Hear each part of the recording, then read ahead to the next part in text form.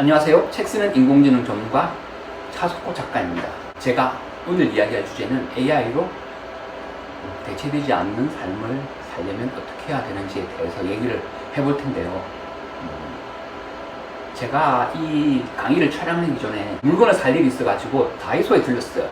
다이소에 가니까 계산대에 계산하는 사람이 없고요. 자동으로 셀프 계산하는 게 많이 늘어났더라고요. 이게 무엇을 뜻하냐면 계산하는 부분은 더 이상 인간의 설 자리가 없다. 즉 이런 부분은 계속 기계로 인공지능으로 대체되어가고 있다 라는 것을 좀 많이 느꼈는데요. 이뿐만 아니라 많은 부분에 있어서 지금 인공지능으로 대체되어 가고 있어요. 이것은 시대의 흐름이자 거스를 수도 없어요.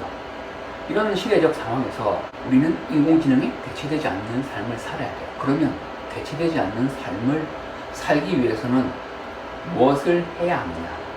손무의 손자병법에 보면 이런 말이 나오죠. 지피지기면 백전불태다. 즉 나를 알고 상대를 알면 100번 싸워도 위태롭지 않다. 이런 말 많이 들어보셨죠? 마찬가지로 AI로 대체되지 않는 삶을 살기 위해서는 우리 나 자신도 알아야 되고 AI가 어떤 특징을 가지고 있는지도 알아야 돼요. 지금의 AI는 어떤 특징을 가지고 있을까요? 영화나 이런 데서 나오는 SF 소설에 나오는 AI와 지금 AI는 완전히 다른 것이라고 생각을 하시면 돼요. 그럼에도 불구하고 계속 인간의 일자리를 차지하고 있죠. 이런 점에 있어서는 위협이 되는데, 그러면 이런 AI의 특징은 무엇일까요? AI의 특징은 계산하는 것, 찾는 것은 인간보다 엄청 빨라요.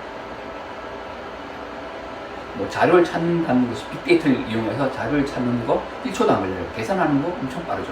이런 것은 절대 인간이 이길 수 없어요. 그렇다면 이 인공지능의 약점은 무엇일까요? 바로 우리가 사물인터넷 빅데이터 많이 하잖아요. 아무리 데이터가 많더라도 이게 데이터가 명확하지 않으면 무용지물이 되고, 서로 연관이 없으면 무용지물이 돼요. 쉽게 제가 설명을 하면 서면 일본가에 어림잡아도 수천 명 사람이 있다. 수천 명이 어느 정도 될까요? 이 어림잡다는 말도 사실 뜻이 명확하진 않아요. 대충 대략 짐작하다. 이런 것도 있고, 우리가 많이 사용하는 애매하다, 모호하다 이런 말도 뜻이 명확하지 않아요. 국어사전을 찾아보면. 그리고 가장 중요한 거, 거시기. 이 거시기도 사람이나 사람의 이름이 생각나지 않을 때 얘기를 하는 건데, 이게 대상에 따라 또 다를 수도 있고요. 또 하나는 거시기를 한 3-4번 쓰면 그 3-4개의 거시기가 다 다른 뜻을 가지고 있죠. 이런 것처럼 뜻이 명확하지 않는 것은 인공지능이 처리하지 못해요. 또 하나는 인공지능이 어떤 신조어를 만들지 못하고 과거와 현재의 단어를 비교해서 또 뜻을 다르게 사용하는 것도 할 수가 없어요. 예를 제가 들어보자면, 요즘 젊은 사람들이 너무 단어를 줄여서 쓴다 그렇게 얘기를 하잖아요. 그것도 맞는 말인데, 그게 사실은 요즘 젊은 세대만 쓰는 게 아니라 제 아버지 세대, 할아버지 세대도 그렇게 했었어요. 보시면 동구 범일동에 지명이 어떤 지명이 있죠? 조방앞. 조방앞이 무슨 뜻이에요? 조선 방직 앞이에요.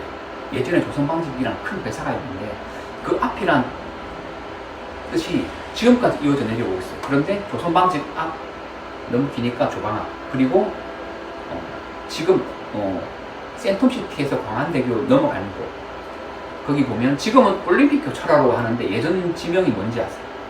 예전 지명은 바로 수비 삼거리였어요. 수비 삼거리가 우리가 공격 수비할 때 그 수비가 아니라 수영 비행장 삼거리였어요. 예전에 거기가 비행장이었어요. 96년까지 군부대가 있었고, 그 이후로 김해공항에 쪽으로 옮겨갔는데 아직도 그 지명이 남아있다. 그렇게 쓴다. 이것만 봐도 이거 단어 너무 길면 줄여 쓰는 것은 어느 세대나 똑같아요. 이런 것 하나 있고, 또 하나는 과거와 현재의 한 단어를 또 뜻이 다른 게 있잖아요. 용기어 청가에 보면 어린 백성을 위하여 28자를 새로 만든다. 이때 어린 백성은 어리석은 백성이고요. 저 사람 나보다 어리다. 나이가 어린 거잖아. 나이 적다는 거. 과거와 지금이 차이가 다르다는 것이에요. 이것이 결국 뭐냐면 인간만이 창의력을 가지고 있고 재해석과 재창조 가능한 거예요. 앞서 또 하나 제가 설명드렸던 게 서로 관련 있는 자료는 AI는 처리하지 못하는데 인간은 처리한다. 21세기하고 셜록 홈즈 아무 관련이 없어 보이죠. 그래서 AI는 아무것도 못하지만 인간은 하잖아요. BBC 드라마 셜록 시리즈로. 네. 이런 것처럼 인간이 서로 관련 있는 자료 그리고 명확하지 않은 뜻을 인간은 사용을 하는 게 뭐와 관련이 되느냐, 결국 창의력과 관련이 돼요. 창의력을 요구하는 일에서 일자리를 찾고 창의적인 일을 하면 AI로 대체되지 않는 삶을 살 수가 있어요. 그렇게 하기 위해서는 우리가 재해석과 재창조를 하는 능력이 반드시 포함이 되어야 돼요. 재해석과 재창조가 뭐냐? 제가 최근에 제 1인 출판사에 출간한 조선명 탐정 견음이라는 책이 있는데 그 책에 보면 주인공 견음은 탐정 나오고요. 거기 친구 한 명이 나와요. 친구 한 명이 의원으로 나오는데 이 의원이 국회의원, 시의원 이게 아니라 의사예요. 어디서 많이 본 구조죠?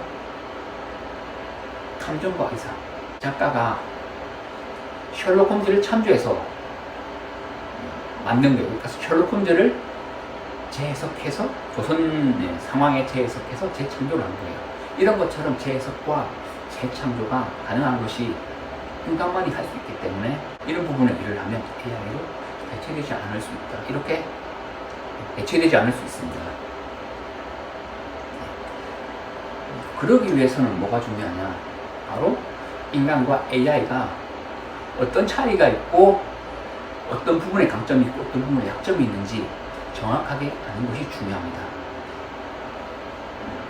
지피지기라고 해서 상대를 잘 아는 것도 중요하지만 나를 잘 아는 것이 우선시 되어야 됩니다. 그래서 AI로 대체되지 않는 삶을 살기 위해서는 가장 먼저 나를 알고 AI를 알아서 인간만이 할 수 있는 강점을 특화시키면 되는 거고요. 그것의 대표적인 것이 바로 재해석과 재창조하는 능력이다. 그것의 대표적인 것이 재해석과 재창조하는 능력입니다. 오늘 강의는 이것으로 마무리하겠습니다.